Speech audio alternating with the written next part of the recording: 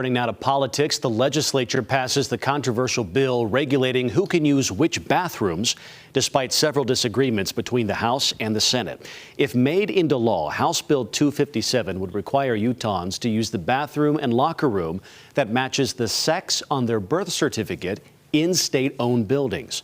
All that needed to happen to send the bill to Governor Cox was for the House to approve changes that were made in the Senate. But the bill's sponsor said the version passed by the Senate had a few problems.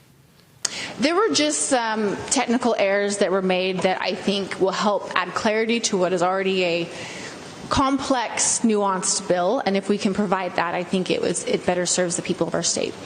But the Senate refused to revoke its amendments, and that triggered an hour back and forth between the lawmakers to find some kind of a compromise. Now, they were ultimately able to pass an edited version of the bill. The legislature has been in session for 11 days now, and in that time, lawmakers have considered 5 versions of this very bill. So what did they disagree on, and how has it changed? Well, here's what the bill did when it was introduced. It would have banned people from using any private, gender-separated space in a publicly funded facility that doesn't match the sex on their birth certificate. Violating the law would have carried stiff penalties, and state-funded facilities like universities that didn't comply with the law would be fined every day. And here's what it does now. It only addresses changing rooms and bathrooms in state-owned buildings.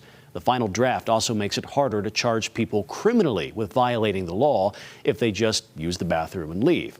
And finally, it reins in the state's ability to immediately impose fines. Now, the House passed the final version with just 2 Republican votes against it. It now heads to the governor's desk. Democrats are pushing him to veto it. Another much talked about bill also passed the House today on its way to the governor's desk. House Bill 261 is what we're talking about. It would effectively ban diversity, equity, and inclusion programs in state government. This bill was also amended in the Senate yesterday, but the House voted to pass it on a party line vote without much more debate. Democrats are also asking the governor to veto this bill, but that seems unlikely. Governor Cox has expressed his support for regulating DEI for months now.